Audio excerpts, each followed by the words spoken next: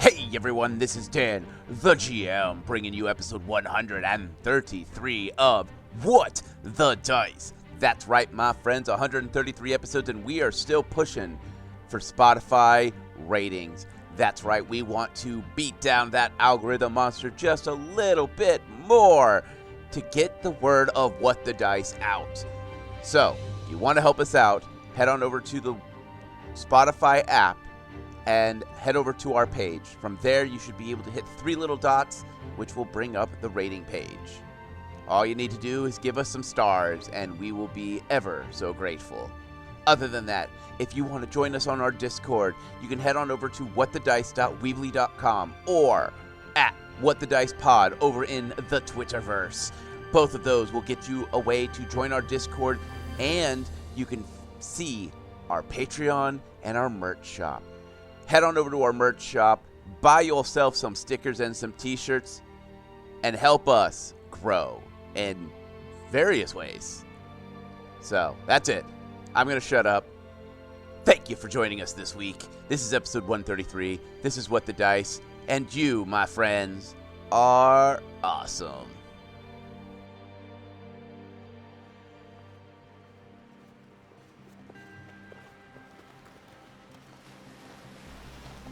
As we approach the storyteller's campsite, the wind is picked up and it is bitter cold once again. We pull our cloak tight to shield ourselves from the cold, bitter wind, our feet tromping down on the snow below us. Getting to the storyteller's campsite, we notice that there's a few arrows that are in the ground. The arrowheads themselves are charred and blackened as if they were lit aflame. And we see the storyteller leaning in his doorframe, flipping through the book and waiting for us. As he sees us, he gives us a large, warm smile. Well, me friends, welcome. Please, come in from the cold and warm yourself by the fire. Don't mind the arrows. I was practicing archery and well, at night, I figured it would be wise to light them aflame so I could see where they go and how off my shots are. Needless to say, these old bows are not what they once were. Archery is hard to do at my age. But stories, me friends, I can do. Now, last we spoke, the adventurers have finished a second strange power generator to help Lucas out. Well, Lucas and his strange family. Well, after a quick rat pine fight, the adventurers were able to power up. And now, with 2 generators down, they can make their way closer to Lucas and see if he will hold up his end of the bargain. Well, me friends, sit, relax, and hear me tale.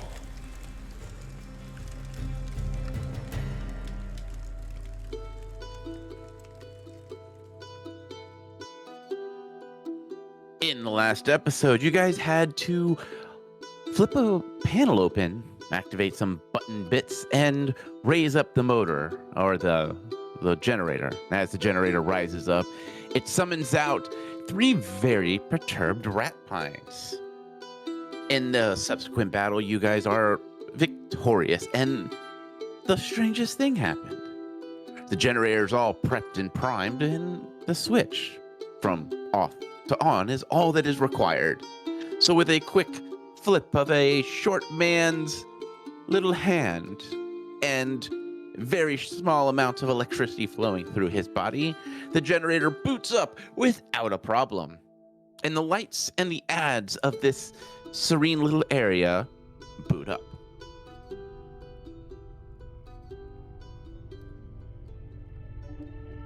As the power boots up completely and all these ads are playing, they're quiet. They're not loud enough to where they're bothering you, but it makes this place much more busy visually. There's neons going on and stuff like that. And it looks like this area is clear and you can move on, as you can hear Lucas's voice over the PA. Well, my friends, it seems as if I'm at 2/3 power. Now, if you want to head on over to my main stage, we can have a discussion and hopefully get this third generator up and running. And I will get you on your merry little way upstairs. Kalila will just look at Defibulus and Faye and be like, why is the swindler the more honest one? Well, simple. I mean, what does he have to lose by sending us to do the work? I mean, why should he lie about wanting the power? It works out for him, and we get what we want. All a matter of perspective, I guess.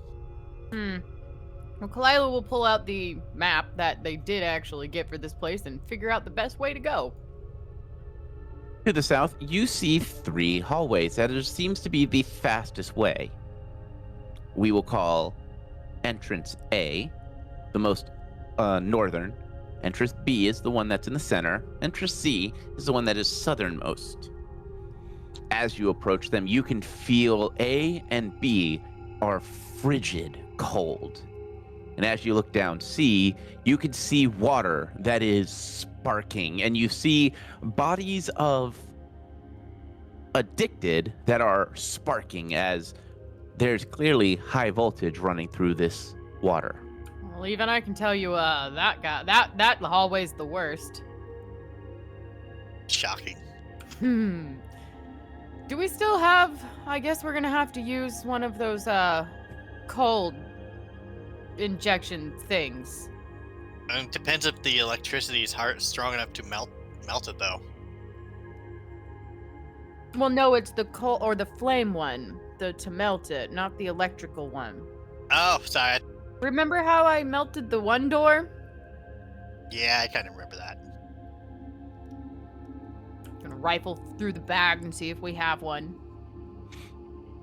But it looks like, unless somebody else has notes somewhere else, we only have one left of spark. I concur with that. That sounds right, that we only have one left. Alright, Kalila will pull the syringe that's all red liquidy with a little flame emblem on it and be like, who's up? Is it my turn? Yeah, I think this one's yours. Alright. I would be willing to bet that if we stick with the same kind, that the effects might be less painful on us. We might have less chances of addiction. Well, we used the shocker ones last time, and then I was the first one with the fire. And then Defibulus used a fire one. Oh, he used the ice one. Oh, my bad.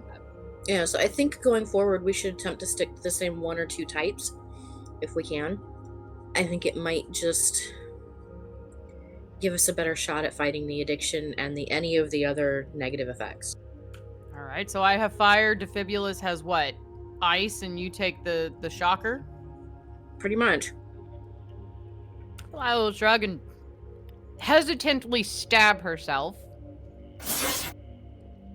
As the injection enters your bloodstream, you feel that warmness in your fingertips and paw bits. Paw bits? Yeah, paw bits work. Paw bits. Paw And- phalanges. Yes. I thought they were paw pads. And it's a comforting feeling. It feels like you've got a nice little belly full of alcohol and your fingertips are warm to the touch and your claws have a slight glow to them. Which path are you taking? Can I A? have any kind of vantage point down A or B? They are both long and iced over where there are icicles hanging down all the way down, but it looks like there is a clear walking path on both of them. One looks like the wall is slightly closer than the other. So B, you can kind of see the wall. A, you think you see the wall, but you're not sure. All right, well, I'm going to walk down, take some perceptions on both, and see if one path seems better than the other. If not, I am literally, Kalila's going to just eeny, meeny, miny, mo, catch a cat by her tail. Okay, so you're going to walk both of them with perceptions? Yes. All right, just give me 2 perceptions. The first one's a nat 1, so we'll say that's hallway A. Mm-hmm. The second one is a 24. Both of them look easy to walk and will give you no trouble. All right. Kalila will be like, middle one? And see if anybody objects. What's your basis for this? They both seem fine to me, and I can't tell a difference between which one's smarter to melt. I only get one shot. Defibrius will take a close look down these hallways himself. Okay. Give me a perception on each.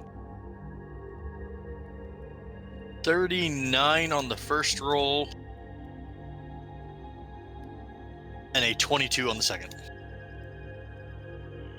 As you walk down the first hallway, you see, in the beginning, it's just this dark blue glassish ice where you can kind of see through it. And as you go deeper, you start to notice there's something a little different about this ice. You see little green flecks in it. And as you get closer to the wall and you see the wall itself, you see frozen fish inside the wall itself. Watching up down the edges, you see that piece of frozen ice is actually sealed a pretty decent sized hole.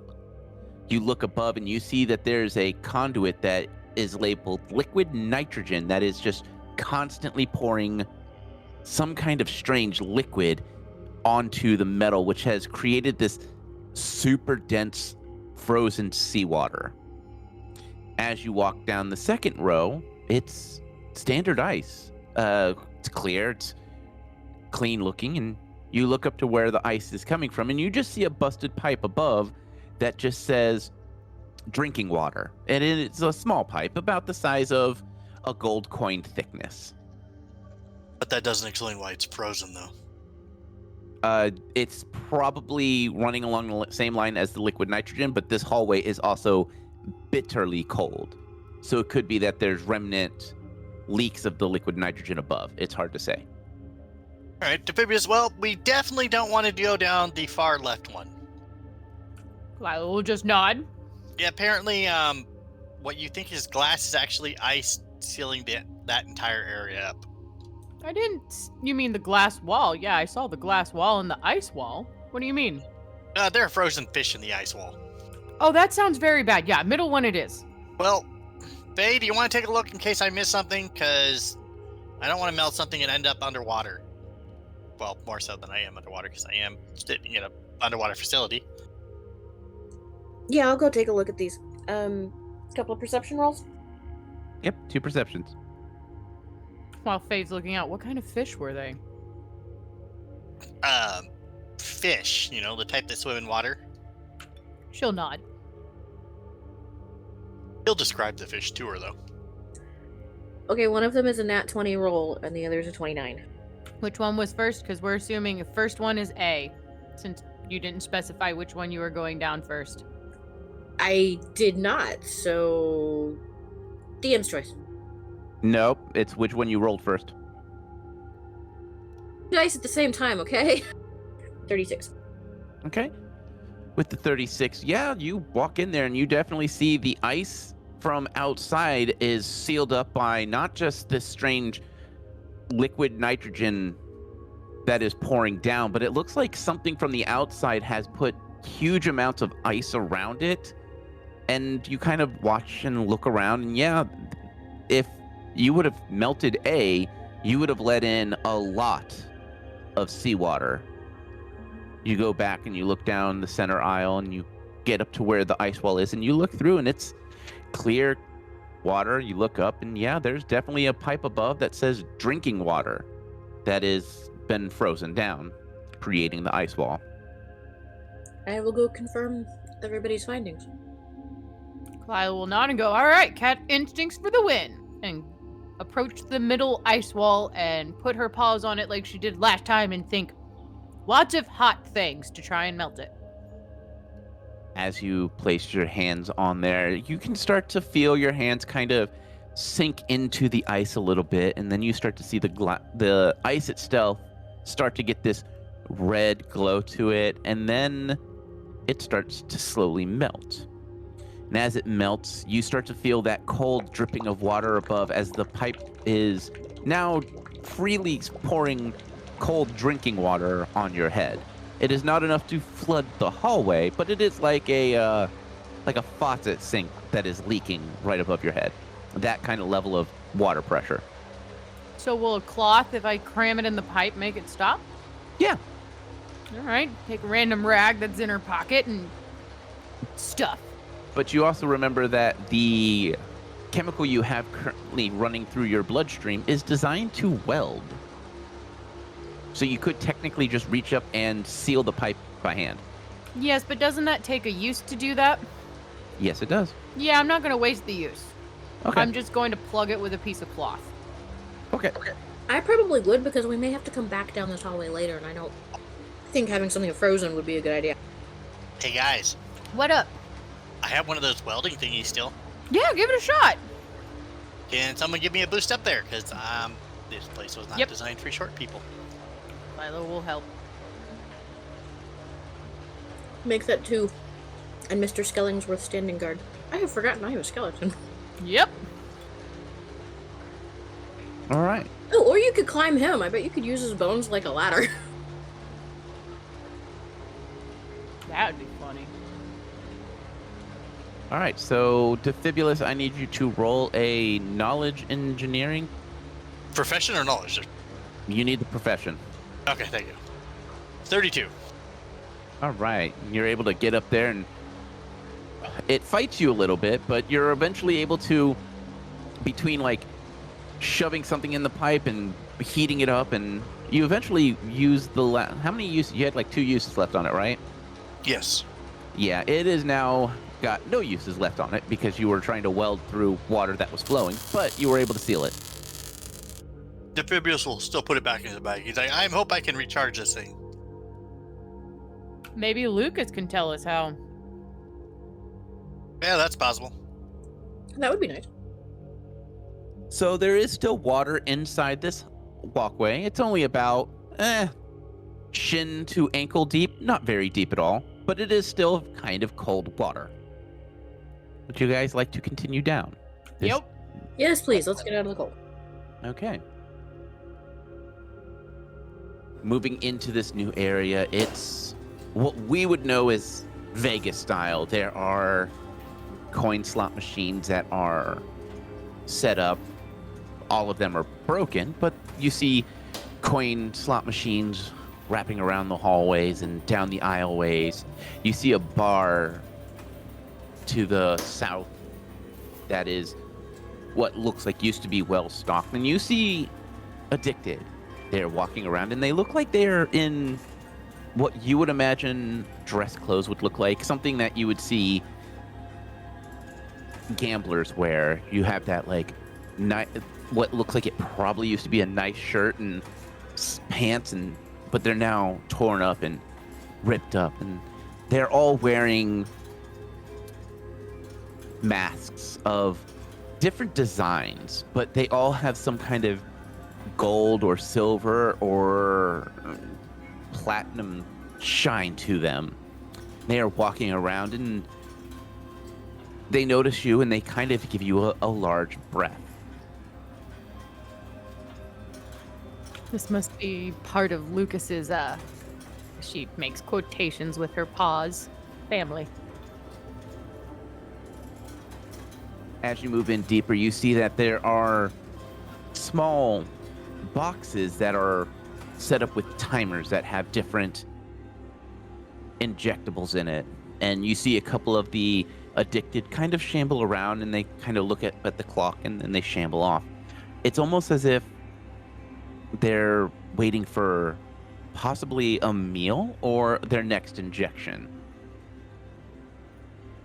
They do give you as much breath as you get. As you approach near them, they walk like 15 feet away from you to give you that like I'm not bothering you kind of like feel.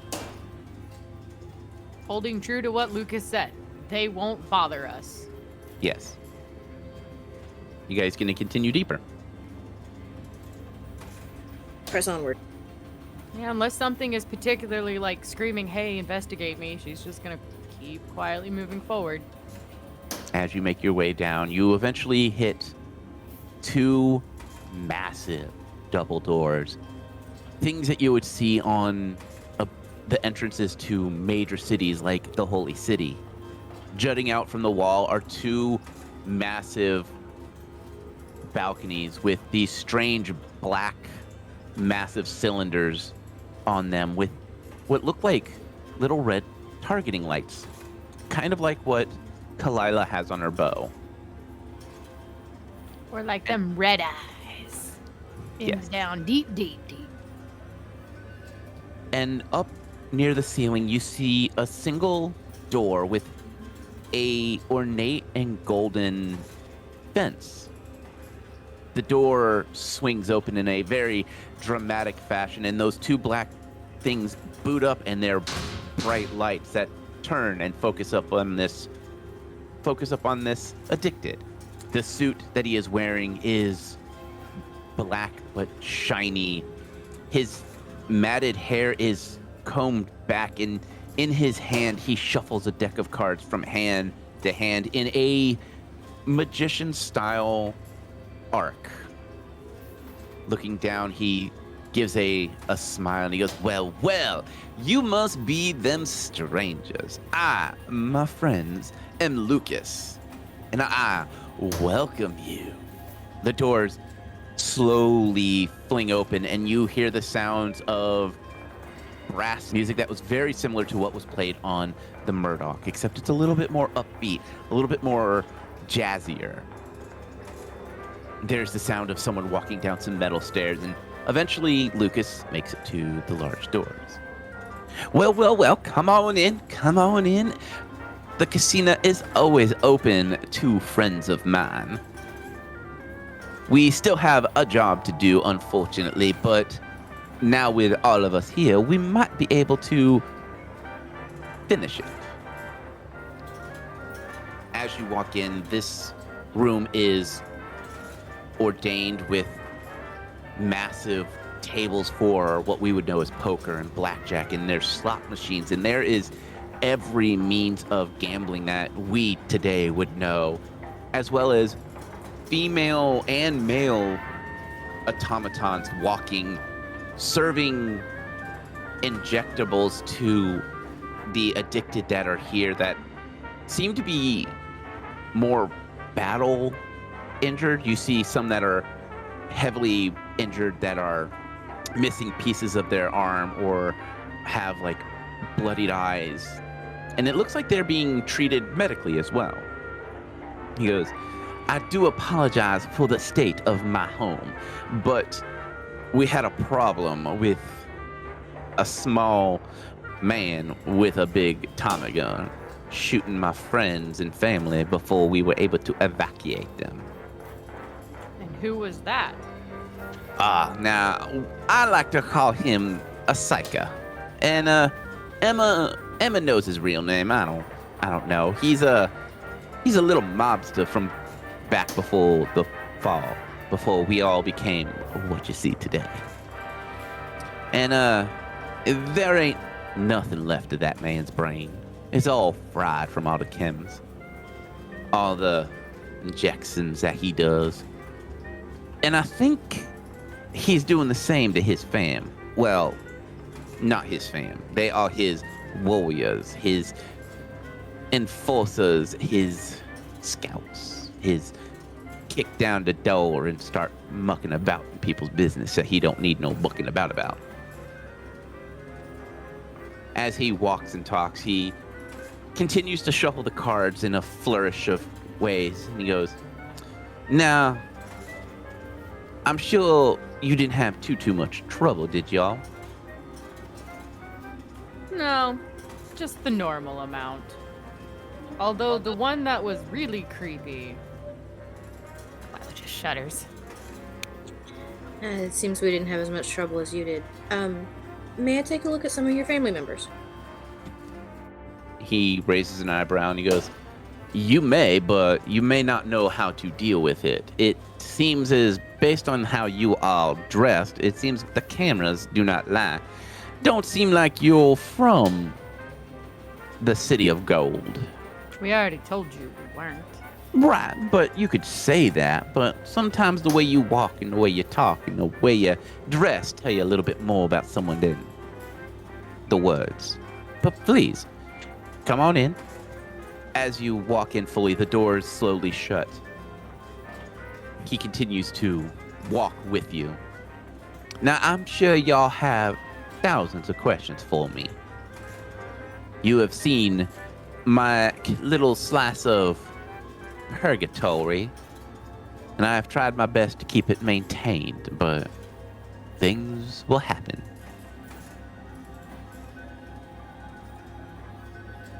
So, Faye, what are you looking for in these injured, addicted?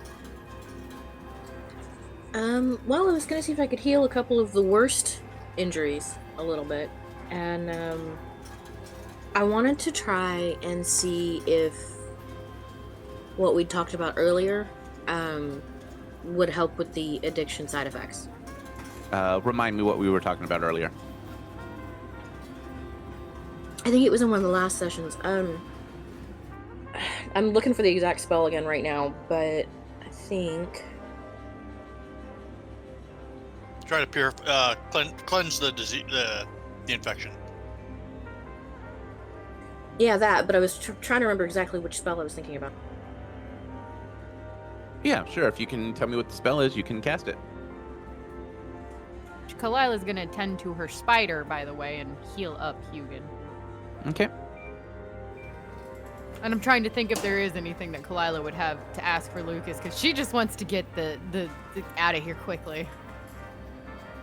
Okay, so restoration. Let me find one of the worst damaged people and do some magical mending patching for them. So, Mr. Lucas. Yes, my short friend. So you said the god spell had just left on its maiden voyage when you guys were down here? Yes, it was. It was quite a parade, I heard. I'm not much for the type to watch military parades, but I did cast it on the Tridios. It was a pretty sight. Massive, isn't it? It is. It was, by what I was hearing, one of the biggest airships ever built. Now, from the time that it launched its maiden voyage to this point, how many years has that been? My friend, time feels like it flows so much different down here. We don't have day and night cycles. As he gestures up and you see just darkness of water above you. We are so deep under the waves, I don't remember what the smell of the ocean smells like. I just know what the strange filtered air smells like. All right, but you must have like ways of keeping track of days and all that, like a calendar to a degree. Yeah, we have a calendar, but it is controlled by the master computer, which, by what we've been told, went nuts, shall we say, and resets every now and then. So he walks over and hits a screen. According to the calendar, it is about 9 a.m. 2040. Now, when I showed up here, it was 2045. So I can tell you that this calendar is very, very wrong. All right, humor me. How old are you, sir? He goes, now, that's not very nice to ask a gentleman. How old do I look? Well, humor me, because I'm trying to put together a timeline for where we are versus where you're from. He looks at you and nods and he goes, now, my friend, I have had many surgeries to make myself look and stay young.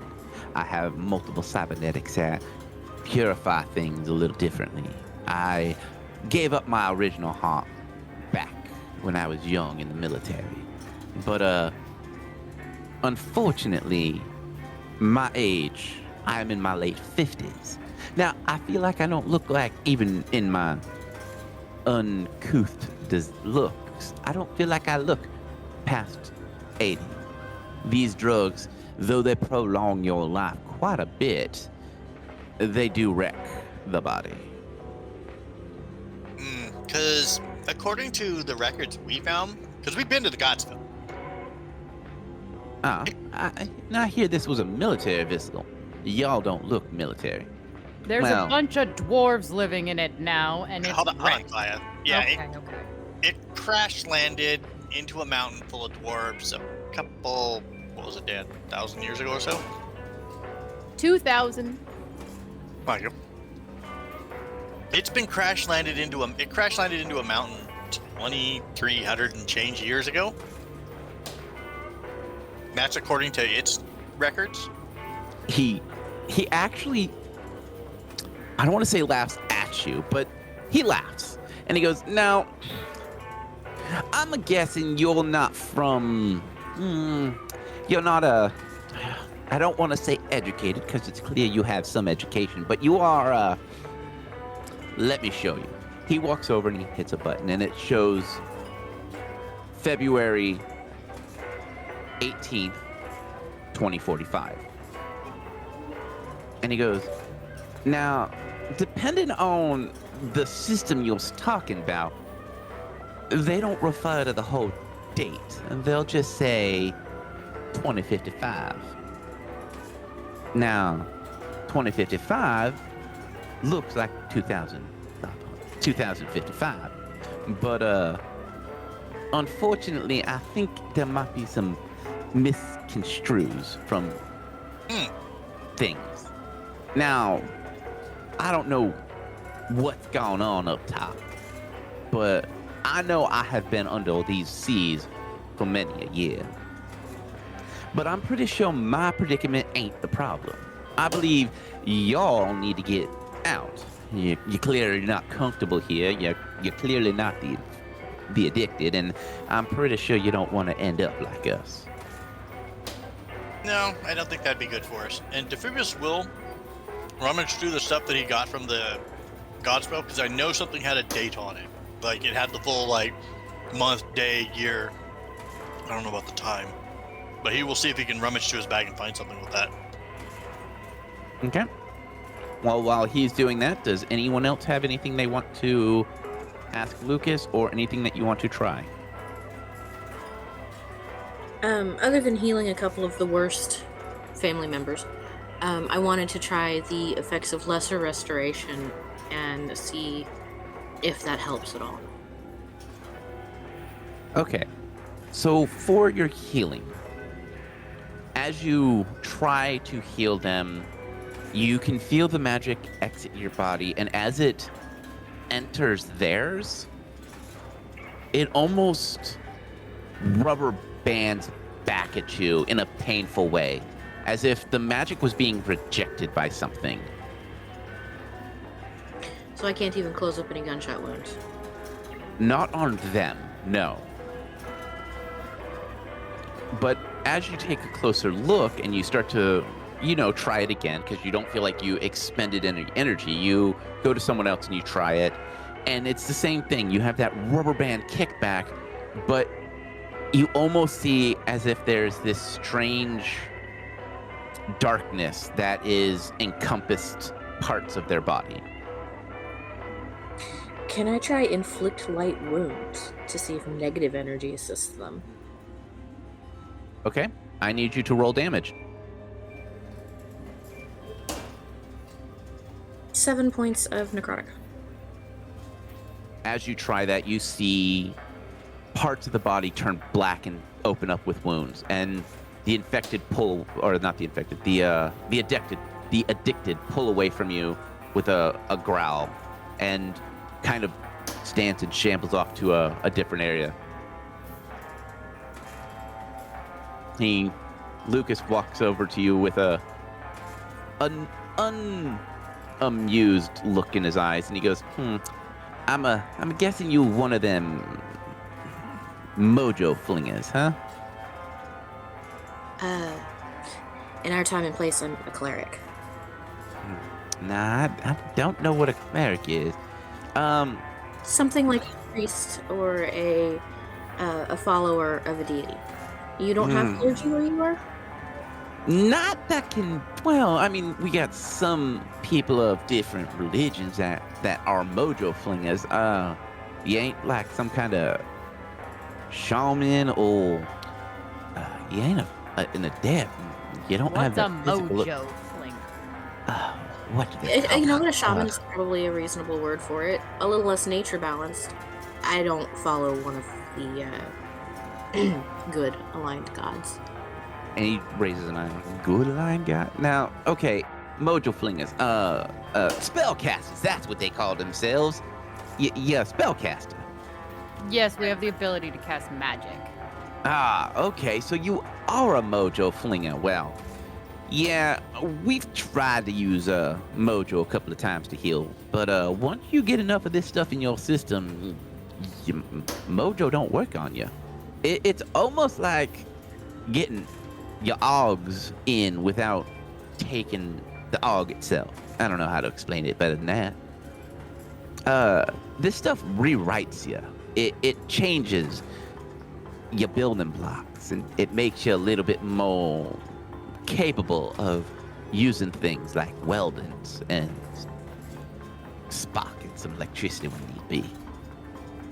Now, by what I heard, if you don't overdo it, you're fine, but as you see, it's kind of become a way of life down here.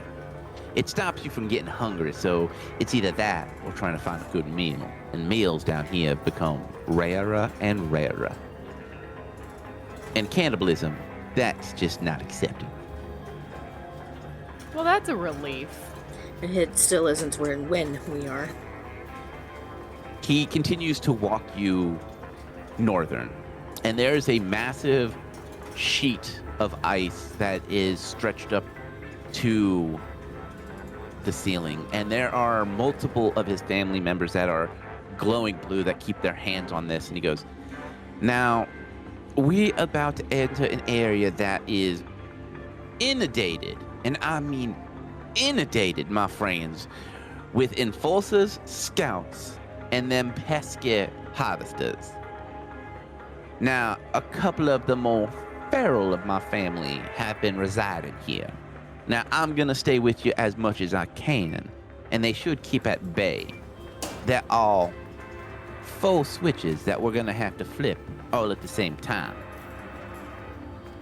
And there are little intercoms nearby that you can click a little button and we can keep in communicate without having to shout. You don't want the feral of our family to find you.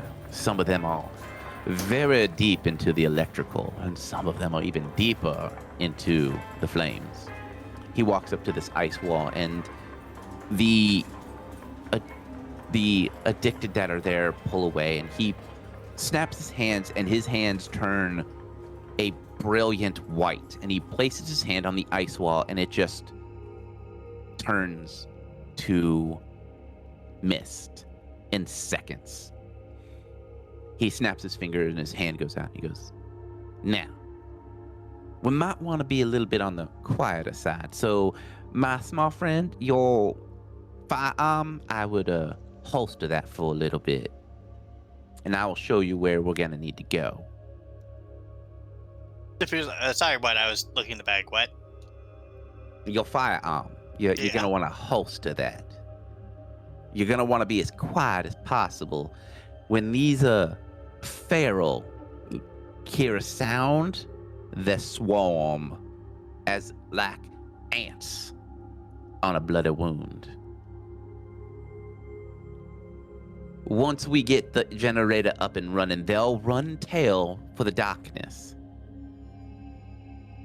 But until then, it's best to be quiet. Oh, by chance, Dan, did Defibrius find something with the date that he was looking for? I think he had a data pad from the God spell that he cast. Yes. A functional one. Wasn't that the one with the recording on it? It might have been, yes. Yeah, it's just the recording. There's a timestamp on it, but it's more of like the recording's timestamp. But it still has a visible timestamp, though. Yeah, you can show that to him. He goes, yeah, here's one of them. He takes the data pad and flicks through it, and he goes, military grade. Oh, this ain't... Well, this might be Ares tech. I don't recognize a lot of this. Okay, so... Oh, this is the... I'm assuming this is the crash of the gods. No, this is what is all this? He continues to watch. He goes, yeah, according to this happened, well, it happened what looks like about a year after the incident here happened, after the motherboard here shut down. Yeah, just about a year. So it looks like whenever the gods fell, crash landed, it looks like it was a year after this place shut down. But it That's- catapulted the Godsfell 2,500 years into our past. He shrugs. He goes, that's a little bit above me. I'm just a simple gambler. A good gambler, but just a simple gambler. My education ended in high school. Learned the rest on the street. Ah, now that I understand. Alright, everybody gather around. Let's get quiet. Faye, has a spell called Muffle Sound that grants a bonus to stealth checks. Lucas doesn't need it because this is his people. Yep, plus 4 bonus on stealth checks for a while. But we do have a 20% chance of spell failure if the spells we use have verbal components. I don't think that's an issue. Lucas lets you cast the spell, and he steps in, and it's dark. Not super dark because there's that like ambient pulsing red light. He's like, now I'm gonna walk y'all to where I need you to be. Now there'll be plenty of places for y'all to hide if you hear anything. Just slip into where I tell you, and the ferals will just slip on past. Who wants to get put in their place first? I'm probably the quietest. I'll take the longest path. I'll take the middle one. He looks at Defibulus. Now, how stealthy are you, short man? Well, stealth was never my greatest asset, but I can be kind of quiet. Better than the tin can. Oh God, definitely. He gives a nod and he goes, well, then y'all need to follow me. And he begins to walk you north. He opens, as you walk through, you can hear the sounds of bones crunching as if something is being eaten. And you hear the groans of what you all would recognize as more of like the undead groan. And this air is stale and uncomfortably warm for being deep underwater. And as you walk into this strange looking control room, Lucas opens up a small office, and inside you see the strange little box with the keyboards, and he pulls out a piece of paper and quickly scratches a couple of notes down. He goes, now my friend, you're gonna sit in this room. We're gonna shut the door. You'll be able to lock it from the inside. He hands you the piece of paper with a ton of letters and dashes and alphanumerical code, stuff that we would know as programming code, but for you it's just a jumble of nonsense. You, my friend, you're going to type in all of this. By the time you're done, we should have everyone in position. He points to a small box on the wall with a little red button on it. That's an intercom. You click that, and we'll hear you. Once you type in the code, a small button will light up, and you'll press that when everyone is in position. You understand, my friend? Type that. Wait for everyone to be positioned. Hit button. Got it. He nods, and he goes, now, he shows you where to lock the door from the inside. He goes, now, this ain't going to keep the ferals out permanently. It'll give you about 45 minutes or so before they break down that steel door. Now, it should only take us about 10 minutes to get this system up and running. But you should be more than safe here. Okay. He nods. He goes, well, hop on in, and I'll get the rest in this position. Phoebus will hop on in. And are you going to shut and lock the door? Yes. as you shut and lock the door, you are sitting in a very comfortable chair, and you're able to look around, and you can see a couple of monitors that are showing in like a green hue that is giving more of like that night vision that we would know. And you're able to see there is quite a bit of movement. Lucas begins to walk to the next section. Hang on. Before he leads us off, I'm going to ask if everywhere else will have such a secure waiting point. He goes, not necessarily. The last one will. The next one is a little bit more in the open, but you'll be up in the rafters. You're not going to be as easily accessible. They'll have to climb up a ladder, and the ferals, they ain't too keen on climbing ladders. They tend to fall a lot. Okay. And Kalila actually, too, before he leads us off, she's going to take the belt of swap off of Hugin and give it to Defibulus. What's this for?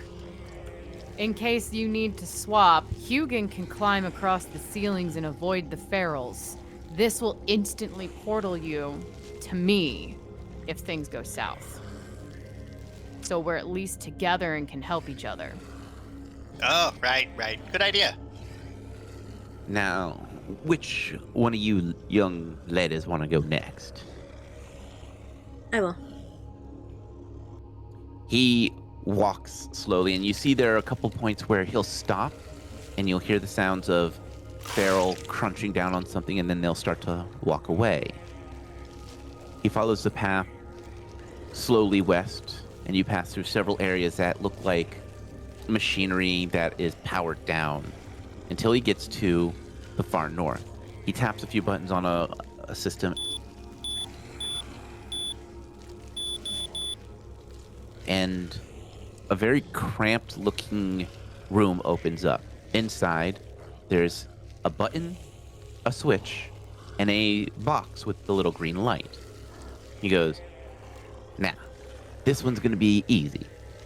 When you're told go, you push the button, and then you flip the switch. This door does shut, but does not lock from the inside. But it is well hidden against the doors, and most of the ferals can't see the difference between the door frames and the walls themselves. This will be your position. Button, then switch. Yeah. Looking at Kalila, he goes, I hope you're not afraid of heights. I love them. He smiles, and he goes back down to the most center aisle. He reaches up and pulls something, and you see a ladder that goes almost all the way up to the dome height. And he begins to slowly climb. He goes, now, you'll be able to retract the ladder from up there. And yours is going to be pretty simple. There's a single switch that you're going to flip when you're told to. Nod. As you go up, you are going up 30, 40 feet high, and you can just see down. The catwalks crisscross away, and you can see where there are different ladders that are retracted all the way up. Once at the top, he shows you how to pull the ladder up and lock it into place. And he walks over to a very simple looking console, which has an intercom and a switch. She'll nod, give a thumbs up. He nods, and he walks over to the edge and slowly hoists himself over the railing, and he goes, I will see you guys in a couple of moments. And he jumps down. You hear the sounds of what would only be imagined as just two simple footsteps as he lands on top of the generator. Kalila, can I get a perception check? Ooh, good one. 38. With a 38, you can see that he is reaching around and grabbing heavy wires, and you can see different of these addicted that are walking around that are sparking with lightning, and some of them are glowing red with flames, and some of which seem to be gliding on ice as if they are skiing. They all seem to be ignoring Lucas, except for one. He looks different than the others. Seems like he's got armoring on his body. And he is slowly approaching Lucas, inch by inch. You can see something as it reaches back, and it seems to be pulling something off of its back. And you see the glint of steel. Oh, she'll have her bow coming out to take aim. And as you start to take aim, by this time, Defibulous, you have typed in the code, following it step by step. And once you type in the last button, you see code accepted, and the button lights up. There's a moment as Kalila, you let that arrow shot free. You know it's going to hit the target. As Lucas reaches up and hits a button, and you hear him say, "Let's do this. Let's light this puppet up." She'll flip her switch. Faye, your button lights up. You hear a click as the switch is released to be put into position. I flip it. Defibulous, your button is lit up. I will hit it. As you hit it, Kalila, you can see Lucas, and he is now sparking with blue and white lightning as he is gripped onto these wires. And then all of a sudden, power starts to get restored, and you hear the sounds of screams as these addicted, run into every dark crevice they can possibly find. And then you hear the generator fully power on, and the lights turn on, and you see a couple of the scouts have been watching. Strange little balls in their hands, their eyes honed in on Lucas himself. And below you, Kalila, you see one of the massive enforcers. He is looking up at you. No weapon drawn. He is just that look. He is studying you. She's gonna reach to the intercom and go, "Lucas, you got scouts on you." Lucas looks up and slowly lets go of the electricals, and they hit the ground with that heavy. And the scouts continue to watch him, and he raises his hands. He goes, "Nah, I ain't here to fight. Just trying to help y'all out. You need the main power on. We all just want this to end. We all know this has gone way too far. We all know that, right?" The scouts seem to be quiet, not moving. Kalila, you hear the thump of what sounds like two heavy foot stomps. Is it from the one big guy below me? Yes. Is he stomping at me, or is the stomps going because he's walking? No, it's just that, like, stomp. Just not looking at you, just those two quick stomps. And the scouts reach behind them, and the balls lock onto a strange pole, and they zip off. Lucas looks around and is clearly breathing heavy, and you can kind of see everything around you from where you stand, Kalila. You see storage rooms that are broken open, and you see all the different... You can actually see out into the water a little bit. There's some gleaming lights. You see fish and sharks and glints of whales and stingrays and all sorts of fish. And it's... You can see out into the water. It's not just this dark abyss.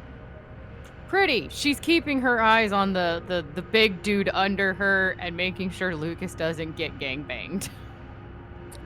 They walk off, and you see them enter into strange stations in the wall and just disappear. Like, it seals, and you hear the sounds of something, and everything just... They're gone. What about the big guy underneath her? He's walked off. He is walked more towards the north. Due north, yeah. That door we couldn't get through before. Right. Okay. He is walking up towards that, just very calmly. Lucas is looking around. He reaches over to the intercom. "All right, my friends, I believe the pharaohs have ran off to hide." What about that one that was approaching you? It's gonna have one of my arrows in it.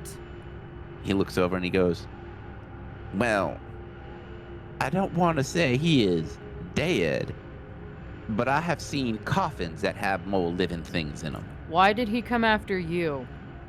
He reaches over and he goes, well, you remember that psycho I telling you about? Yes. This is one of his. Not one of yours. No. Surprised our family didn't take care of him. He must have found a way to smell like us. Well, the coast is clear. You're able to come out. If you want to meet me in the center, I might be a little charred and I might smell bitter cooked flesh, but I'm doing okay. Kalila will happily acrobatic her way down because she's a cat and she's up high. But she wants to investigate the other one. Okay. See if he's new and different. Sniff him because she's a cat. Hey, you Yeah. shot someone. Yeah, he was trying to stab Lucas.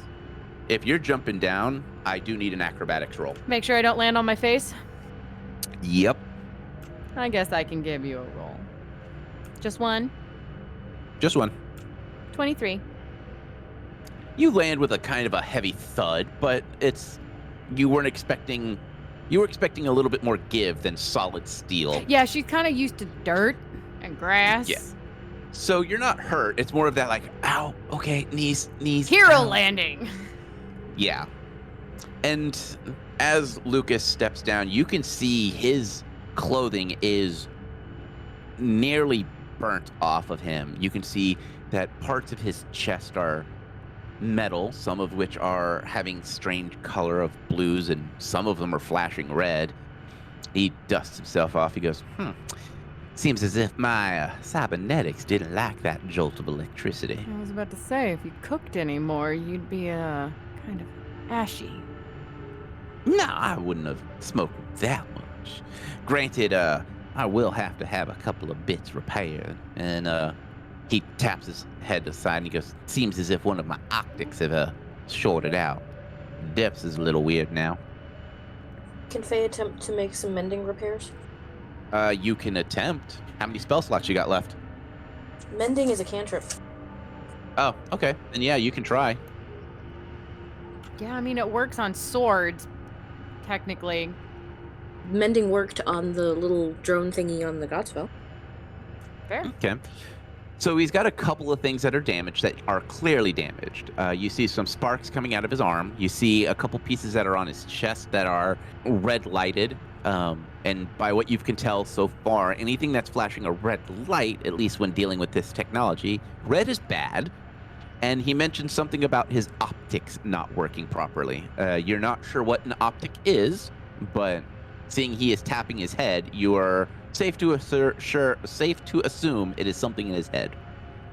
I will start on the arm just in case something goes wrong the way it did with his family member. So as you lay your hand on it to start to fix it, you see a couple things kind of click back into place, but it doesn't look like it fully repairs it. It looks as if you're able to mend things of simple mechanical nature, but this arm seems to be a lot more advanced than a bee fly thing. Right. Well, it looks like I can at least reduce the amount of work needed, so I'll go ahead and hit everything. Okay. Same thing, like the pieces of him that are flashing red kind of flash to a blue and then stay blue. The optics, you lay your hand on his head, but it doesn't seem to anything has changed. He looks at Kalila and gives you a nod, Faye, and he goes, now, I don't have script to pay y'all. I do have some poker chips that are solid gold that we used to give to our high rollers, if that would work for y'all. Gold works. We can work with that in our currency. But our deal was for the card to make the up-down tubes thing work. He smiles as he shuffles out the cards and shuffles through them a couple of times and then eventually pulls out a solid black card with an arrow on it. He goes, well, here is my personal elevator card. She'll let Defibulus take it because he's the one who knows how to use those things. Ooh, neat, new card. He goes, it should give you access to all of this floor's elevators, at least get you up to Emma's place. Now, you use the elevator that you were trying to mess with. Emma usually is hanging about there. She's kind of protective of her floor, and Emma's a sweet darling. Don't get me wrong, but she's sweet for an orc. A little bit sour for everyone else. We've dealt with orcs before, but you did say you would have warned her of us coming up. Have you done that? He goes, "Give me one moment." His eyes kind of glaze over for a moment as if he is giving a 1,000-yard stare. And then his eyes kind of snap back into focus. He goes, "Emma knows you're on your way. She knows you are at least amicable to be helpful. And she does say she's having a few problems. She wasn't clear on what, but Emma ain't gonna bite off more than she can chew. Granted, that woman can bite the side of a tank off and still have room to chew." I'll nod and go, what all can you tell me before we head out about pointing to the dead guy that she shot, about him or his leader? You call him Psycho? Yeah, Psycho. So, Psycho, I don't know if y'all know what mobs are, or mobsters. Not mobsters. Mob typically inclines a lot of people.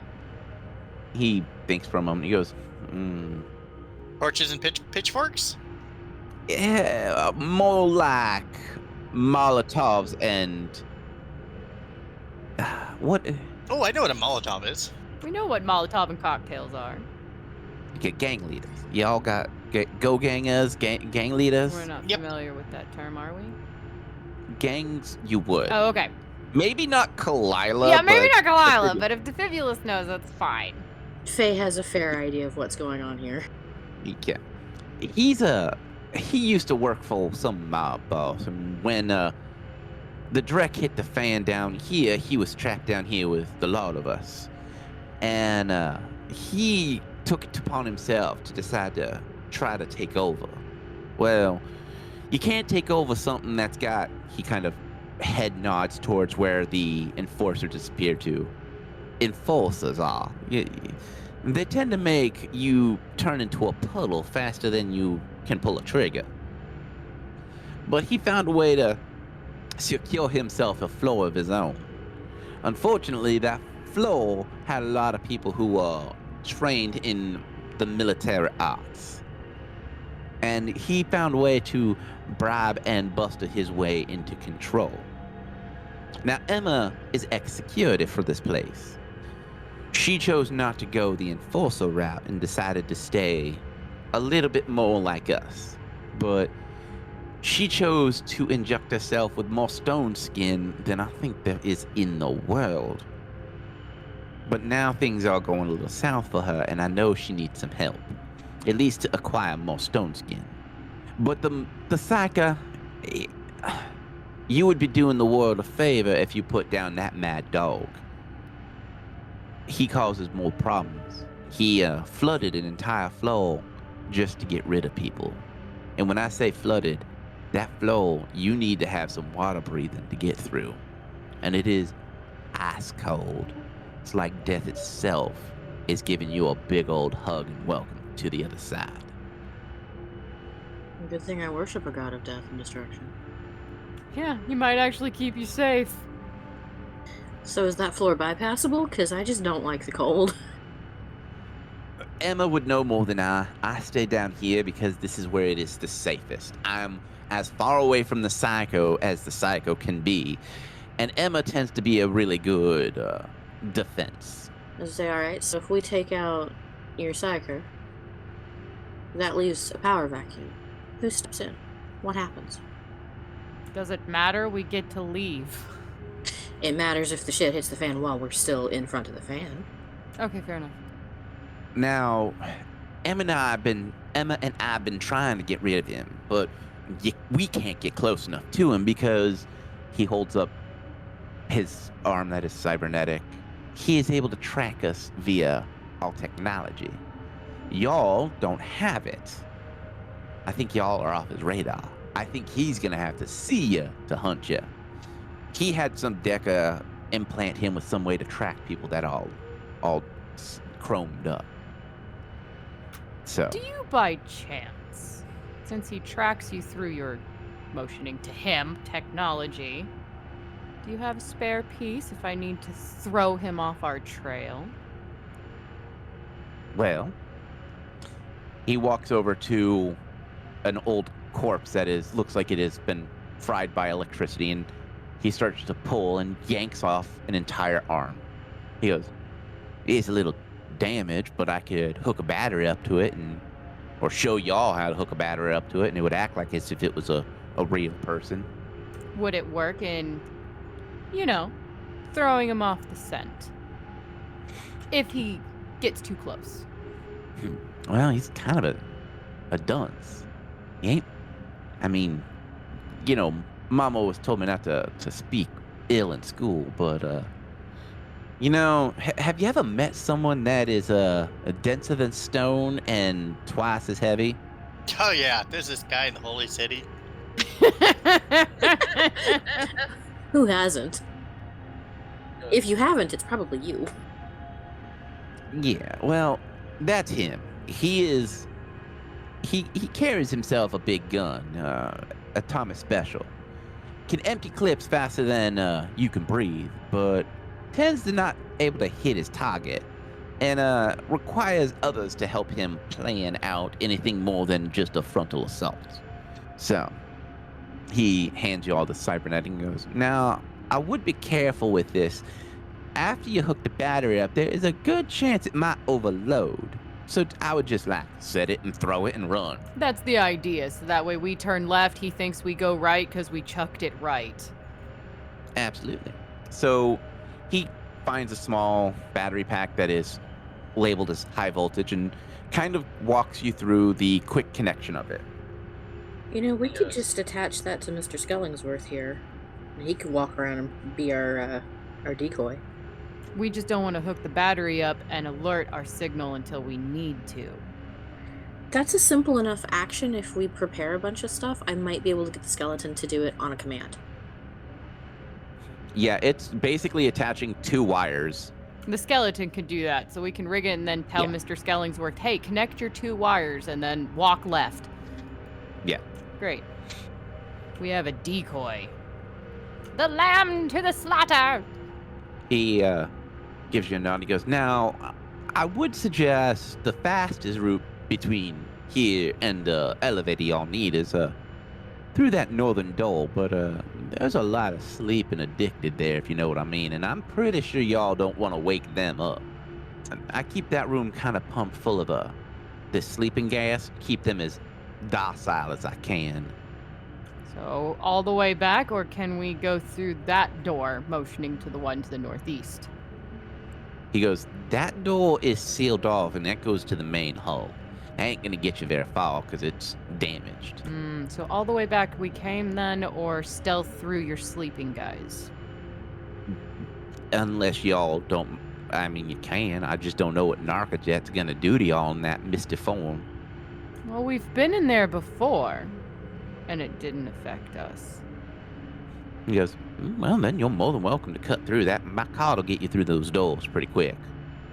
So look at Defibulus and Faye. I'm down to go, I guess.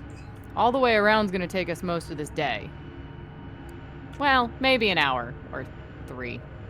Well, now you're not having to stealth or fight. You would probably be able to get through it pretty quick. It would probably take you the rest of the day because of just the sheer amount of walking, but you wouldn't come across any problems because you've already kind of cleared the path. Just take the long route and call it a night. I'm good with either. I don't think we have any pressing time at the moment, so Safe route. I mean, I don't want to get swarmed or eaten, so I'm down for whatever route doesn't get me chewed on. Safe route it is. I like not being a chew toy. Lucas, walks you to where the main casino is, and then also goes, "Well, I'm pretty sure y'all pretty hungry." He reaches into a storage thing that has a couple of parts. He goes, now these corn of this, they ain't expired, but here's some soy bars that I used to enjoy. This one is confetti cake. I do like me a sweet treat every now and then. This one is cinnamon roll. It's a little bit on the cinnamony side. And this one was one of my favorites. Beef stroganoff. You like beef. She's gonna hand him a piece of gator jerky. Try this. He holds it up and sniffs it and puts it in his mouth and chews. And he goes, oh, this, It's called. is this real meat? It is. It's called gator jerky. He's like, you got any more? Yeah, you did us good. She'll hand him another one. He nods and he goes, oh, and payment. Give me a sec. He walks over to one of the slot machines, gives it a tap, and then pulls. A minute or two later, you hear the bell of a winning chime, and a bunch of gold coins come out. He gathers them up in a cloth bag, and he goes, there should be, about 1,000 gold coins in there. She'll nod. I mean, I didn't hit the jackpot, but at least I got you 1,000. At least for what you've done. Gold is pretty universal, sir. He nods. He goes, now, y'all have a safe trip. I will make sure that the family that is out and about, they leave you quite alone. You've done us for good, and they'll remember that. And we'll remember. You did us good. He nods. All right, all the way around. Tuck, tuck, tuck. As you guys make your way through the Miranda, it is a little bit less dark and creepy this time. There's music playing, and there's the sounds of nature as you pass through the garden sections. As you pass through the theater, there's that sound of orchestras warming up that has been piped in through the speakers. And it's quiet and actually nice. It doesn't take you that long before you find the very first place you took a nap in. You hear the chimes letting you know that it's the end of the day, and you make your way in. Shutting the door and locking it, you get a peaceful night rest as, for once, you hear the sounds of night nature, crickets chirping, and that soft breeze that is piped in.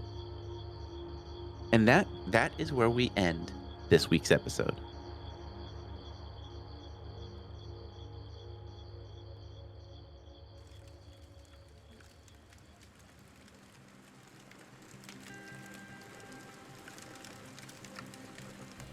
The storyteller slowly closes his book and looks out the window as a winter hare darts into the forest. He smiles and looks at us. Well, well, well, me friends, it seems as if the adventurers have made themselves an ally, a gambler, Lucas Green, and they have dealt with his problem, getting those strange generators back up and running, and providing a little protection in the process. Well, they are still stuck in the Miranda, deep under the ocean, in a world time forgot, with strangeness all about, with this addicted roaming around, and this new problem known as Psycho that they must deal with. Well, that's all the time we have for this evening, for the moon is high and it is time for us to go. Well, as always, me friends, may the dice gods bless your every roll.